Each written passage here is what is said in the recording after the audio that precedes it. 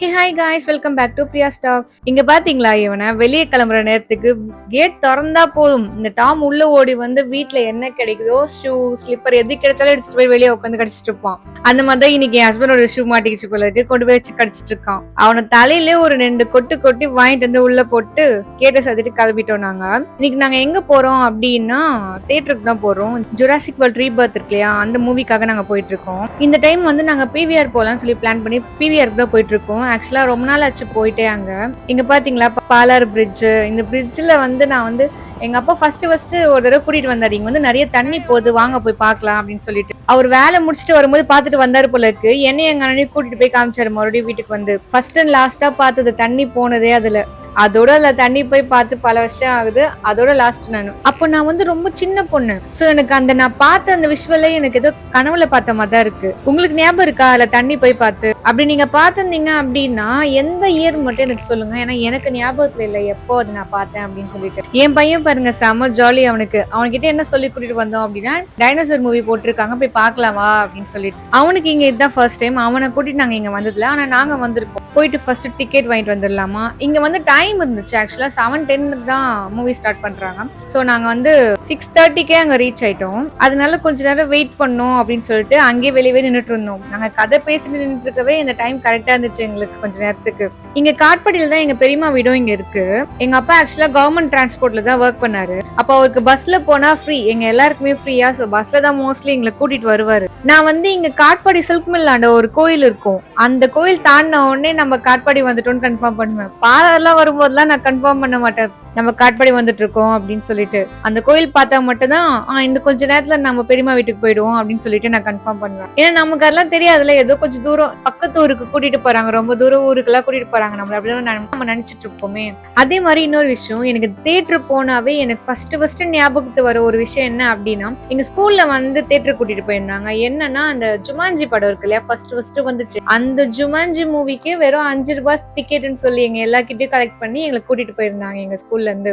நான் இப்போ ஒரு யூகேஜி இல்லைன்னா ஃபர்ஸ்ட் ஸ்டாண்டர்ட் இருப்பேன்னு நினைக்கிறேன் நானு. அதுதான் எனக்கு ஞாபகத்துல இருக்க தியேட்டர் எக்ஸ்பீரியன்ஸ். ஃபர்ஸ்ட் இங்க வீட்டாண்டே ஒரு தியேட்டர் இருக்கு, அங்கதான் கூட்டிட்டு போயிருந்தாங்க எங்களை. எனக்கு இப்போ வந்து இது கிட்ட, பட் சின்ன வயசுல வந்து கொஞ்சம் தூரம் எங்கேயோ எங்க எல்லாரையும் கூட்டிட்டு போன மாதிரி தான் நம்ம யோசிப்போம். சோ எனக்கு தியேட்டர் போனா முதல்ல ஞாபகத்துக்கு வர விஷயம் அந்த மூவி மட்டும் தான். இங்க பிவிஆருக்கு வந்ததை என் பையன் வந்து ஃபர்ஸ்ட் டைம் வந்ததுனால அவன் மேல கீழே வாம மேல போலாம் அப்படின்னு சொல்லி ஃபுல்லா சுத்தி பார்த்துட்டு இருந்தான். அவன் கொஞ்ச நேரம் டைம் இருந்துச்சு ஆக்சுவலா எங்களுக்கு. அதே மாதிரி மூவி ஸ்டார்ட் பண்ண உடனே உள்ள போயிட்டோன்னே அவன் கொஞ்ச நேரம் ஆட்டம் போட்டுட்டே இருந்தான். எல்லாரும் உள்ள வரவங்க எல்லாரும் பாப்கார்ன் வாங்கிட்டு இருந்தாங்க. எனக்கு பாப்கார்ன் வேணும்னு சொல்லி ஆட்டம் பிடிச்சி அவங்க அப்பா கிட்ட வெளியே வந்துட்டாங்க 2 பேருமே. என்னை விட்டுட்டு வந்துட்டாங்க 2 பேரும். நான் ரொம்ப நேரம் உள்ள உட்காந்துட்டு என்ன இவ்வளவு நேரம் ஆகியும் இவங்க 2 பேரும் வரலையேன்னு சொல்லிட்டு எழுந்து வெளியே வந்தேன். நான் பார்த்தா நின்னுட்டு கதை பேசிட்டு இருக்காங்க. எது வேணும் கரெக்டா சொல்ற, இன்னும் இது வேணுமா அது வேணுமான்னு ஒரு 20 நிமிஷம் ஆயிடுச்சு இவங்க 2 பேரும் வெளியே போய். அப்புறம் நான் போன பிறகுதான் எனக்கு, இல்ல என் பாப்கார்ன் தானே ஆர்டர் பண்ணீங்க, அதுக்கா இவ்வளவு நேரம் அப்படின்னா, இல்ல பாப்கார்ன் வேணான்னு சொல்லிட்டான், எனக்கு டோனட் தான் வேணும்னு சொல்லி அடம் முடிச்சு நின்றுட்டு இருக்கான் இங்க அப்படின்னு சொன்னாரு என் ஹஸ்பண்ட். அப்புறம் டோனட்டும் வேணாவான், ப்ரௌனி வாங்கினான். ப்ரௌனி ஒண்ணு வாங்கிட்டு, பாப்கார்ன் நான் வாங்கவே இல்லை. அங்க எப்பவுமே திட்டு போனா பாப்கார்ன் தான் ஃபர்ஸ்ட் நானு. பட் நான் பாப்கார்னே வாங்கல. ஏன்னா நான் வீட்டுல இருந்து கிளம்பும் போதே ஈவினிங் ஸ்நாக்ஸே நல்லா வீட்டுல ஃபுல் அண்ட் ஃபுல் முக்கிட்டு தான் நான் போனேனே அங்க. சோ எனக்கு பசிக்கல அந்த இடத்துல போயிட்டு எனக்கு. சோ ஒரு பப்ஸ் வந்து என் ஹஸ்பண்ட் வாங்கினதுனால அதை நான் சாப்பிட்டேன். இல்ல நானா கேட்டிருக்க மாட்டேன், எனக்கு கேட்டிருக்கல முன்னாடின்னு சொல்லிட்டு சொன்னேன் நானு. எனக்கு ஒரு கோக் மட்டும் போதும் சொல்லிருப்பேன் நானு அப்படின்னு சொன்னேன். சரி நான் ஆர்டர் சொல்லிட்டேன், பரவாயில்ல சாப்பிடு அப்படின்ட்டு அவரு. நான் இங்க சின்னதா லைட்டா மூவி வந்து வீடியோ எடுக்கலாம் சொல்லி எடுத்தேன். பட் மறந்துட்டேன் அது வந்து 3D ஷோ அப்படின்றத. அதுக்கப்புறமா கரெக்டா கண்ணாடியில வச்சு எடுத்தேன்.